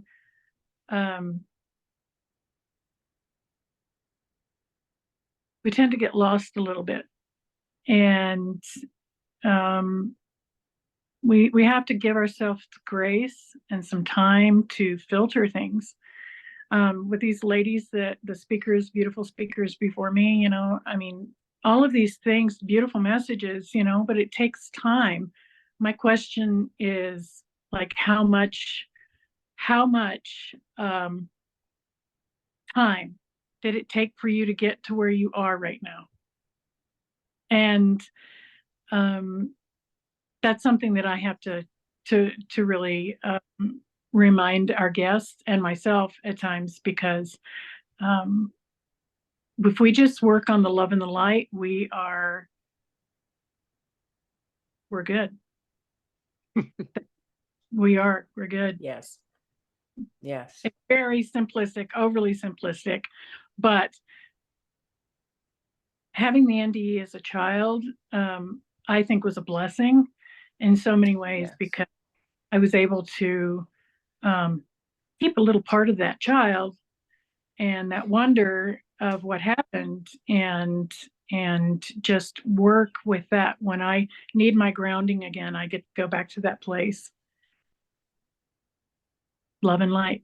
I think the things that we engage in, playfully, like with the medicine wheel, and in a relaxed way, because they put us in our benevolence, they actually have a tendency to be in greater resonance with the venue, and the venue amplifies them into experience much faster. And so, yeah, that's the same thing with imagifesting. You know, do it in a spirit of playfulness, and to give yourself an enjoyable experience, you know, and to experience your own capacity to make things happen. In your imagination, you can make things happen, imagifesting, not instantaneously, but much faster than you can in the arm of flesh of the world. But what you engage in the world with a light and happy, loving heart, with good intentions for all, is going to manifest outside you much faster. It's just natural. Thank you for that. Yay. Both of you. You know, one thing I was called to say, and I didn't, you know, my fourth death experience, you know, is exactly what Cailin was talking about, in the sense that they were like, at your level of light, you have to watch what you think, what you say into the world, because it'll manifest faster. Because I literally manifested my fourth death experience. Long story there, but yeah. So I totally, you know, understand that once you are lucid, you have to be very careful. My husband finally got to a point like, don't say that, because he finally is like, you could deny it till too many things were showing up. I had just said. So yes, well, I always do when the stuff looks like that, and you go, oh no, I go, okay, I wonder how this is gonna turn to my good. Okay, that's what I do, instead of going, no, that's not really happening. This is happening, because you see it clearly with your eyes happening, you hear it with your ears happening. So go, there's a lovely steaming pile of horse poo. The ponies must be really close at hand. Oh goodness, thank you for that. And I just wanted, before we move on to Michele's meditation, I wanted to say one thing, because I think it's, you know, the way spirit works is really interesting. A co-panelist of mine in Tonda at the IANS conference was Rebecca Castle, and she is actually presenting for the Celebration of Consciousness next month.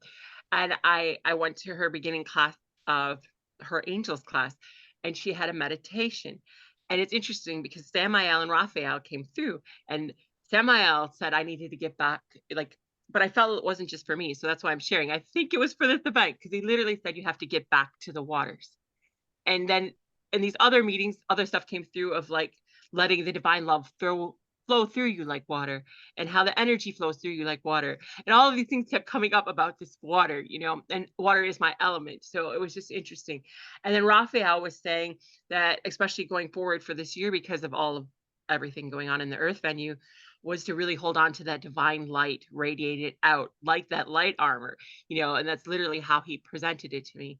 But he also wanted to say that he was the keeper of the keys. Like in my death experience, when I came back, I wanted to give everybody keys. And he was like, the keys are for me. So I don't know, but it all ties into everything we've talked about today, which doesn't surprise me. You know how spirit's so interconnected. So I just wanted to share that. And I see Eric has his hand up if to make a comment, and then we'll get moving because I know we're time wise. But go ahead, Eric. Oh, yeah, it would help if I unmuted you. It's all good. Hey, Aho. I really appreciate what you said. I studied with the Lakota and the Choctaw elders, and the Native American spirituality is probably the wisest of all the spiritualities I've practiced with or learned from. I particularly like the part about the inner child thing, because one of the things the elders would talk about, that our greatest teachers are our children. And that really resonated. And with the teaching, it's just something brief I just want to say. The teachings I learned from the Native Americans it was really simple but very deep and profound. It just amazed me that I was totally resonating with that, bringing a lot of good energy and bringing a lot of good memories, and how they interacted with me. They didn't really say a whole lot. They just kind of think about it. No. That's a good one. And I had a few moments where I actually did surprise them, surprisingly. But thank you for that. The message is really important, and I think now is the time, particularly for the First Nations, for the messages to come out there, because I think the knowledge of the Native Americans are blooming like a rose right now. It's simple knowledge. We kind of need it now with the way the earth is all polluted, and the people all the races are jacked up, and then the native ways is pretty much the right way. I mean, it's connection to the land, connection to each other, and the four-legged, and standing people, everything. So anyway, I appreciate you bringing your spirit and your awareness and your energy and your humor. Thank you so much for that, and thanks for bringing good memories to me too. I appreciate that. Have a blessed one. Thank you. Thank you for those beautiful Thank words. so much. And even my husband's experience, it was all about going back to the old ways. And as many know, that's part of the thing. And that's why I love including and being a part of that learning that, like, I know Michele and Rev and Tonda and even Eric and many of you, have studied or are a part or carry that lineage. And I thank you so much for holding space, because for me, they keep guiding me to do this healing of the land, and that the celebration of consciousness is part of that, or will be like a show that travels, like to hold these spaces and these venues and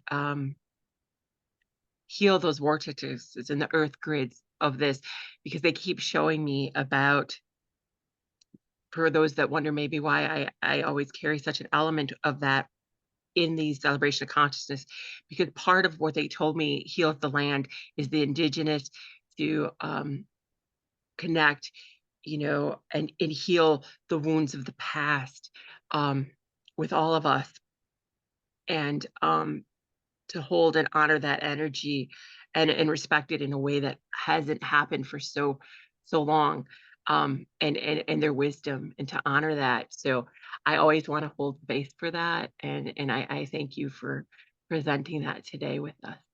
And Rev, go ahead. It's going to be real short. Tonda, when you shrugged several times, yeah, it was a sacred shrug, because I could see the energies coming from your sacred shrugs. I just wanted to say, it was amazing for Rev to see that, and all the things you've been going through today to get on with your computer, and now you're on your cell phone. So we appreciate that. Appreciate every one of the words that you shared. But the sacred shrugs are amazing to me. Actually, my wife's nickname is Shrugs. So to see that and to see these energies it was a beautiful thing. Thank you. Thank you so much. Oh, taking a deep breath and relaxing. We're going to head into Michele's meditation.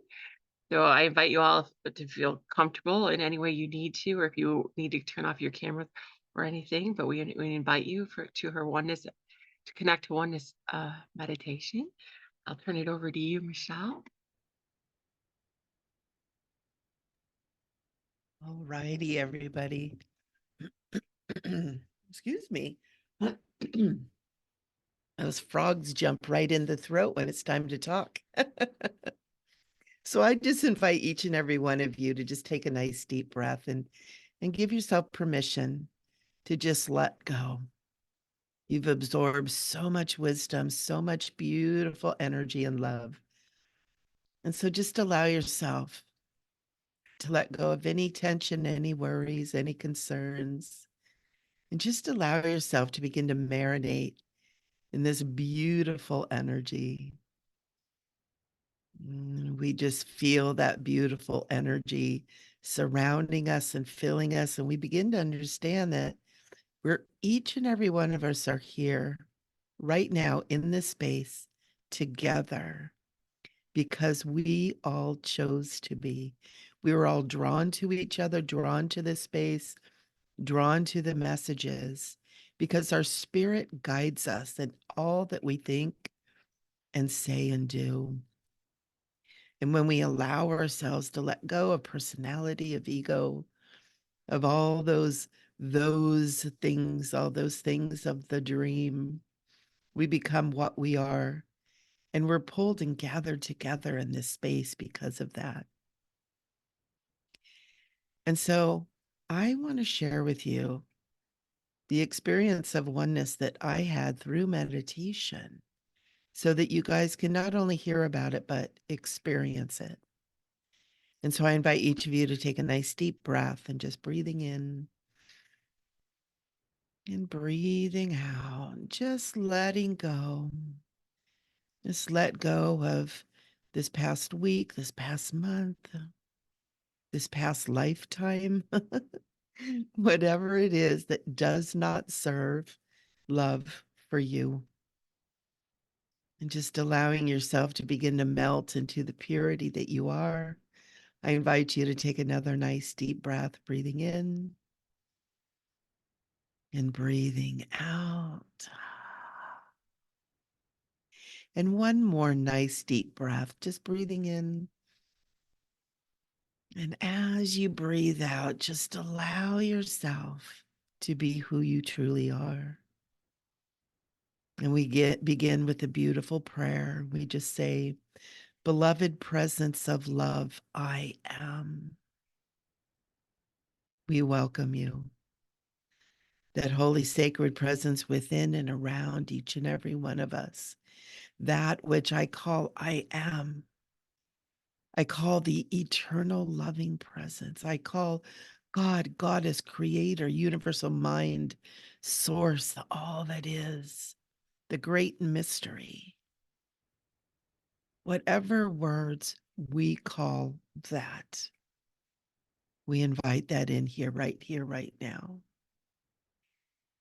And many understandings of that, we invite in as well. And we invite in our guides and our angels. We invite in master guides. We invite in Christ consciousness. We invite in the mighty I am. We invite in the presence of our star families, our brothers and sisters of the interdimensional galactic presence. We invite in our animal guides and angels. We invite in the saints and holy ones, those who are of true love and true light. We invite in the great ascended masters and the archangels. We invite in the Elohim and the seraphim and the Braharamas, the great rishis. We invite in the illumined ones, the holy ones, the ones of true love and true light. We invite in Mother God and Father God, Mother Earth and Father Sky. We invite in the great beings of light from the east, the south, the west, and the north. We invite in the inner world and the outer dream to begin to coalesce into one point of purity. And that one point of purity is you. It is you that is the I am. So I invite you to bring your imagination, bring your awareness to all of these great beings that we have called around us. And we call upon any of the great beings of true love and true light that wish to join us here, personal guides and angels, personal manifestations of our own beingness. We invite in the beings of the mystical realms, the mermaids, the unicorns, the dragons, the fairies, the fae, the elven, the hobbits, the gnomes. We invite in the sacred and holy ones. And as you gather around us in our awareness now, holy ones, we ask for that experience of oneness. We welcome that experience to truly understand who we are as the one, in the one, individuated, and yet one with all, like that drop from the ocean that is the ocean. We invite your wisdom. We invite your love. And sacred and holy ones, as we open our hearts and our minds to the fullness of you, to the fullness of us, to the fullness of we. I take a moment and I ask that this awareness be offered to all of humanity, to all peoples of this earth, especially to our leaders, to those who are calling the shots, who are taking and making decisions, that your holy presence begins to fill their hearts and their minds, that they begin to awaken out of the dream, to begin to see who they are as the whole. We offer your presence, this presence, our presence, to all of life, to the earth, to the trees, to the animals, to the four-leggeds, to the creepy crawlies, those that fly and those that swim in the waters. We ask that we all be involved in this experience of oneness, in this experience of understanding that we are the creator and we are the creation. I invite that experience into each and every mind, each and every heart. And we ask that you begin to flow in, through, and as all of creation, that we begin to bring balance and harmony back into the existence, back into the creation that we created. We allow our minds to be on the perfection and the beauty and the love and the joy, to the balance and the harmony, to the kindness, to the happiness, to the good health, to the abundance of good things that we are all capable of. We invite the inner flow of union, of taking care of each other, of honoring the children and listening to the elders. We welcome in the experience of looking into each other's eyes and saying, I see you. I know you. I feel you. Because you and I are one. I welcome in that understanding that we are God, by whatever word you call that. We are God. We are gods. We are goddesses. I welcome that in. And I welcome in the self-responsibility and accountability and self-respect and self-love that we each are intrinsically activated with. And I ask for a reactivation of that within all of life, that we might begin to work as originally intended, together, for each other, as one, and yet individuated, unique, beautiful expressions. And as we call upon that, I invite each and every one of you to feel that shift, to feel that energy moving, not just through you, but through the all, from you out into the all and back into you in a beautiful ebb and flow of love and light and presence and holiness. And I invite each of you to see, to feel, to know, and to experience the manifestation within your own life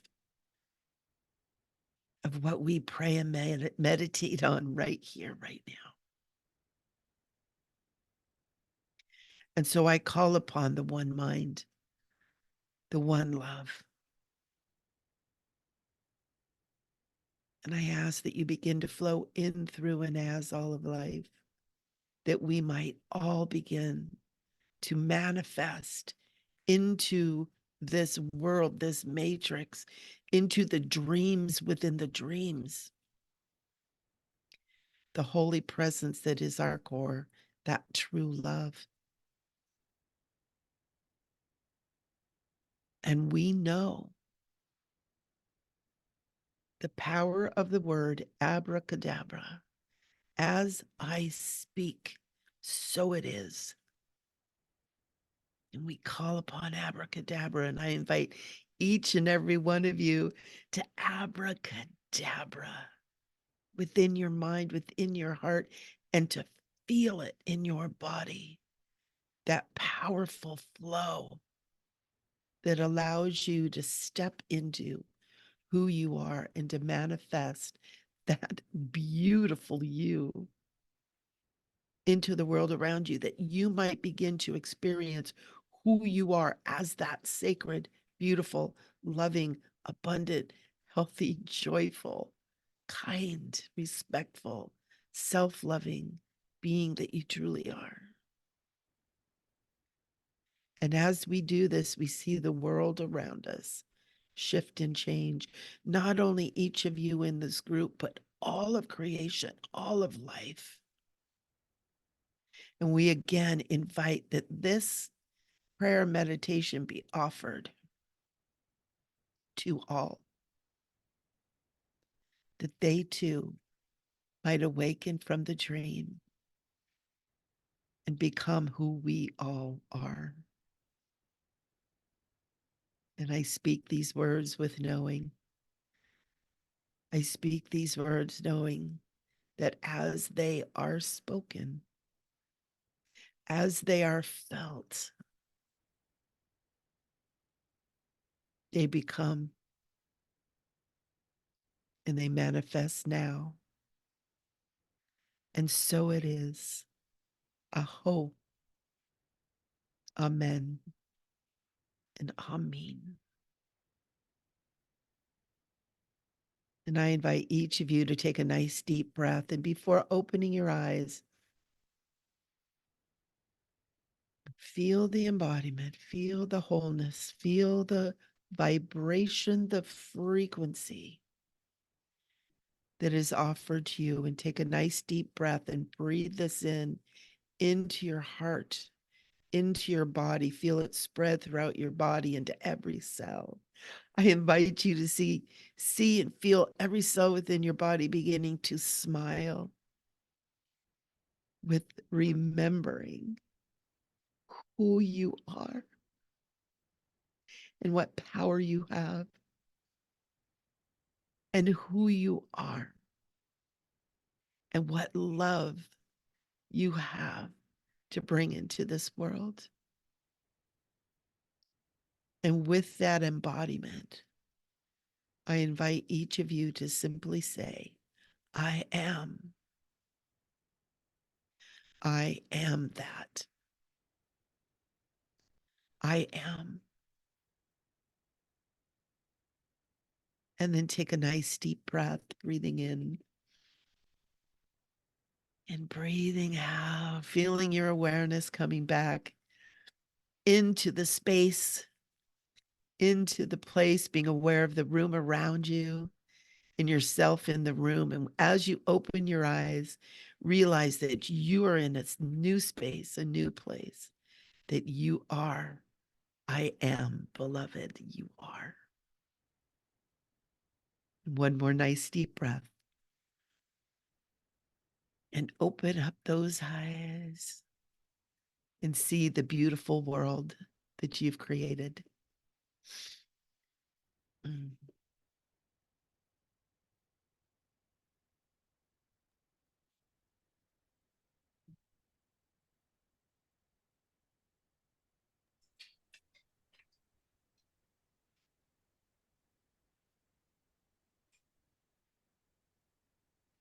Mm.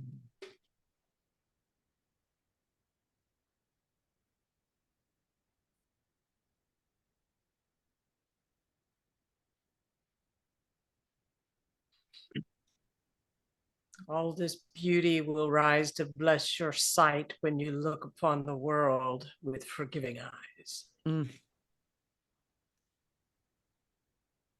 Beautiful. Thank you, Michele. Thank you. Yes. Thank you. Thank everybody. Thank you, everyone. For all that beautiful energy. That was very powerful. I felt it come through me like a zzz. Yeah, Thank you. I could feel everybody too. That was so beautiful. What a beautiful group.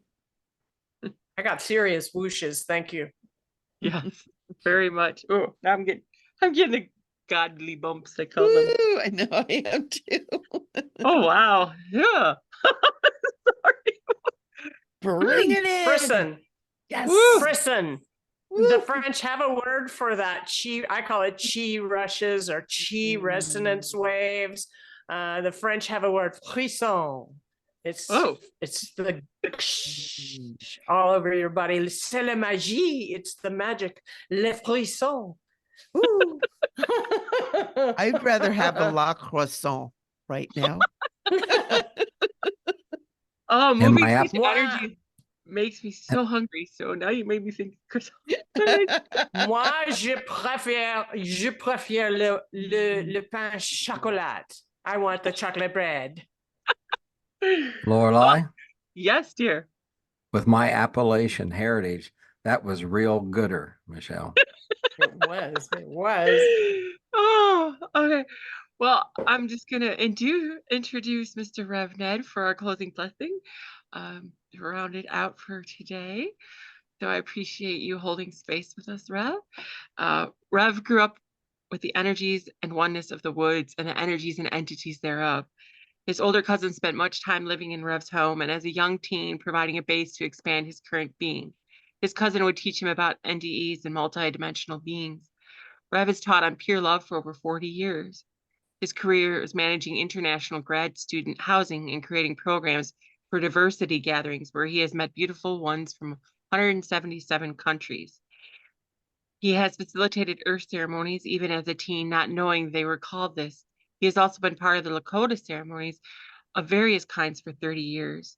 His NDE was in November of 2018 and was a confirmation of being a messenger of pure love and bringing the heart energies and mind energies together in a toroidal energies release.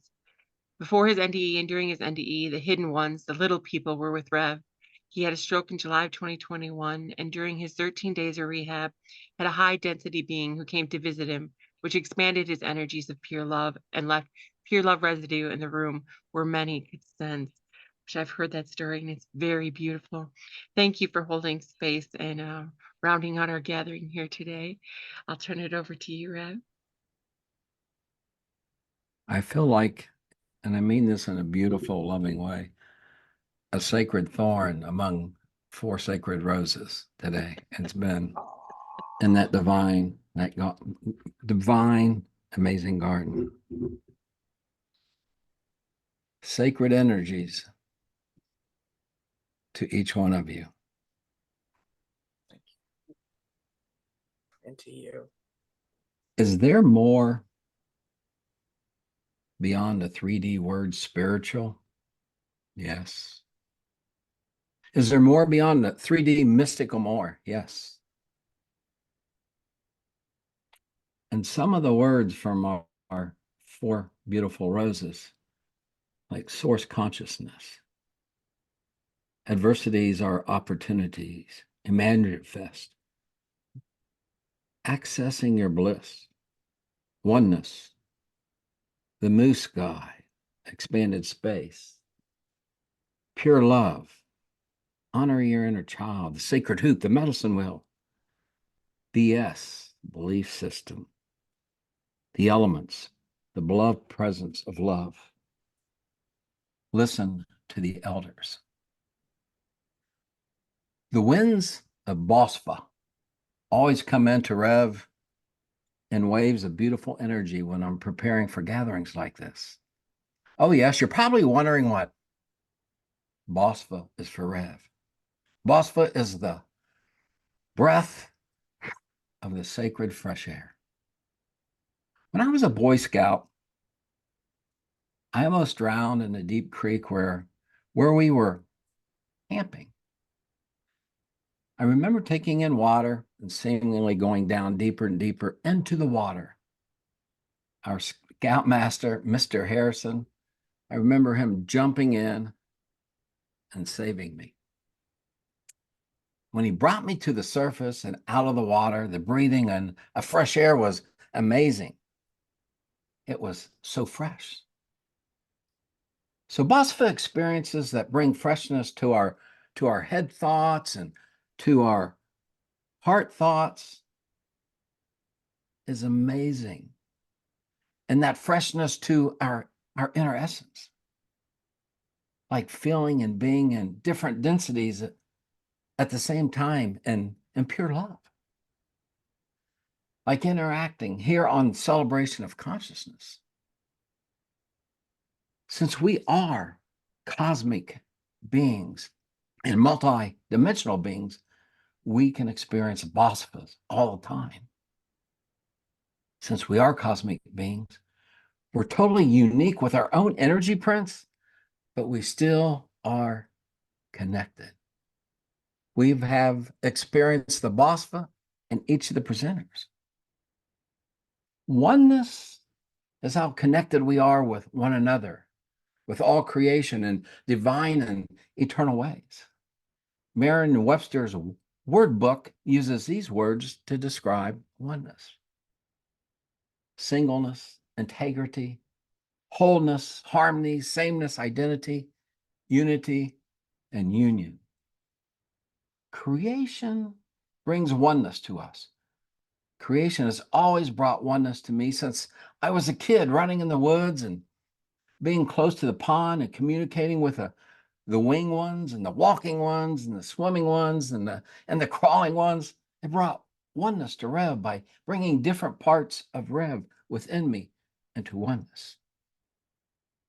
So creation creates oneness within us. Creation has always taught Rev how to love myself and to see my cosmic uniqueness within the unity of the cosmos. Creation has taught me we are the elements: water, earth, air, and fire. This awareness brings oneness and unity again, and a self-love.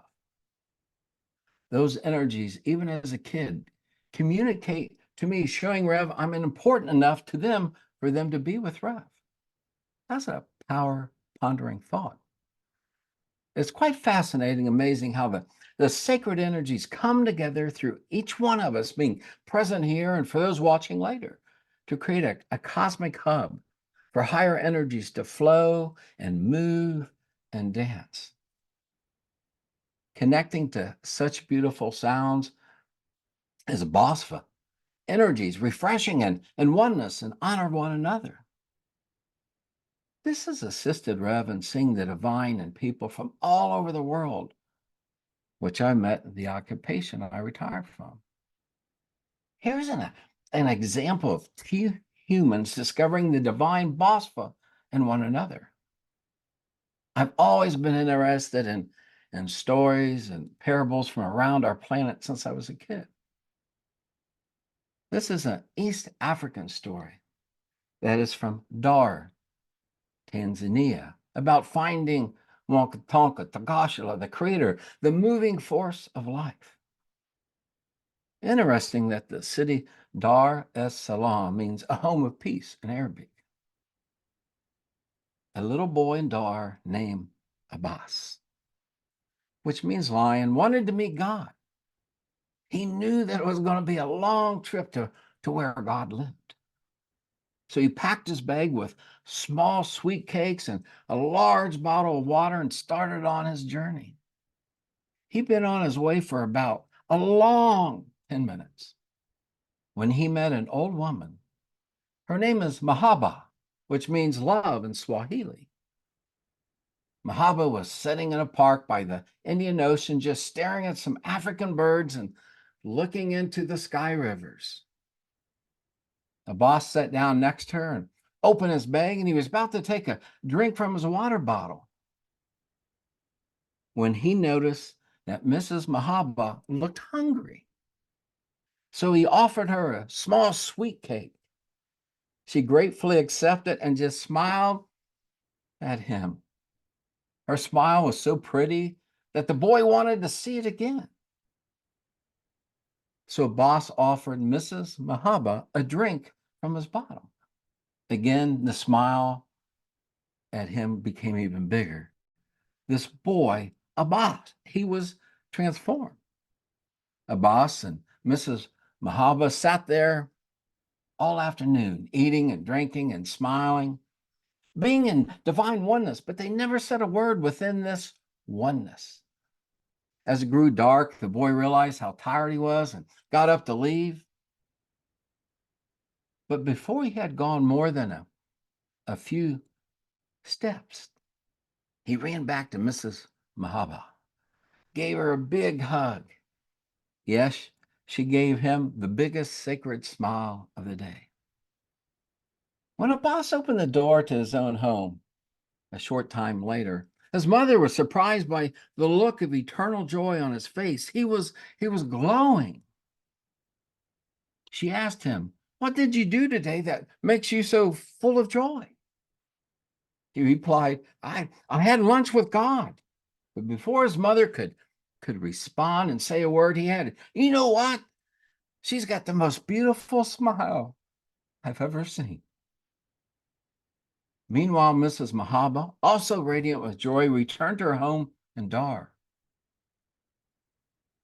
Her son was stunned by the look of eternal joy on her face, and he asked, "Mother, what did you do today that makes you so full of joy?" She replied, "I ate small sweet cakes and drank some water in the park with God." And then before her son could respond, she added, "You know, he's much younger than I expected." You see, magnificent beings of the mystical more, These sweet cakes are more than just milk and yeast and sugar and honey and butter. This is the next level of our souls being sweet cakes for one another and love and oneness. Creation enjoys us being the real authentic us, making amazing energies to the higher entities and energies, divine connections, Bosfa. Each presenter are cosmic sweet cakes. Everyone here, everyone participating are cosmic sweet cakes. It seems God the Creator loves and enjoys us being divine sweet cakes. Sounds like Bosfa to me, beautiful, blessed beings. Let us remember the faces that are on our screens here, of oneness here. We are unique, but we are so connected in many ways. Let us send loving energies to one another, to those who are present and to those who will watch this celebration of consciousness later. Ancient ones, yes, you. The cosmos is within you. You are made of the stuff of the stars and oneness of all creation. Talk about Bosfa energies. Here's a Cherokee blessing. May your hands be cleansed, that they create beautiful things. May your feet be cleansed, that they may take you where you most need to be. May your heart be cleansed, that you might hear the message clearly. May your throat be cleansed, that you might speak rightly when words are needed. May your eyes be cleansed, that you might see the signs and wonders of the world. May each one of you in this sacred space be washed clean by this sacred fire. And may this same smoke allow and carry our prayers, our intentions, spiraling and dancing to the cosmos, wrapped in pure love and the divine oneness. Mataki Asen. Must calendar. That was beautiful. You are such an incredible speaker. I love it. Thank you. I love the way you tell your stories. Your parables are beautiful. Thank you, babyface. You're welcome, darling man. You too. You gave me frisson. Oh, I love this, and thank you so much. And it's beautiful, the interconnectedness. I'm called to say this before we wrap up. This has been the longest celebration ever. It's in my year so history, and it was all beautifully, poignantly interconnected. And the connectiveness, because I have to give thanks for Cailin. She's like the only NDE story I've ever been called to watch. Spirit keeps me away from other stories and other books, but I watched hers and she said, "This resonates with you. You're part of my mission." She ended it with, "It's for Jeff Mara interview if you've never seen it." And I'm like, I gotta meet that woman. Even my husband's like, "She's just like, you got to." And she brought me to Third Eye, which is where I met the beautiful Rev and Jason, who's one of our intuitives that's often here, and that whole other family of people. And Rev brought me to Michele, this interconnectiveness of how everyone came to be. And so without you, this all probably wouldn't have came to be, because originally Kat Kent, helped in the conception of all of this. And so it's just been a beautiful, beautiful journey of interconnectedness. And each person, through Anne's, I met Betty, who isn't here today, and she brought, Jeff and Eric, and then through Jeff, I met Stone, and Stone brought Robert, and through all these other spaces, and and Robin, all these people that are here today, that interconnectedness of where we all just felt a knowing of each other, and that is just so beautiful, and I'm so thankful for that, and for you all holding space. And just, you know, a little housekeeping as well. Before we end the recording, every Wednesday we have a seeker sharing meeting where we talk about all of these things and connect that love and send healing to anyone who needs it. And everyone is welcome. It's 7 Central, 8 Eastern, every Wednesday evening. And then, of course, we have the celebration of consciousness every first Sunday of the month at 11 a.m. Central, noon Eastern.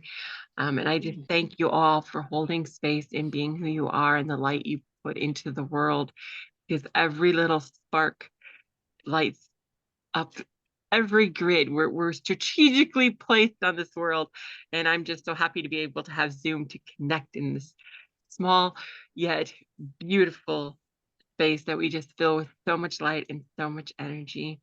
So we will see you Yes. next month, and thank you so much for holding this space today. Thank you, Lorelei, for having me on, and thank you, everybody else. Thank you for being here. I love you all. This is a great thing. Thank you. Thank you, everybody. It's been an honor and a blessing to meet each and every one of you. Thank you so much.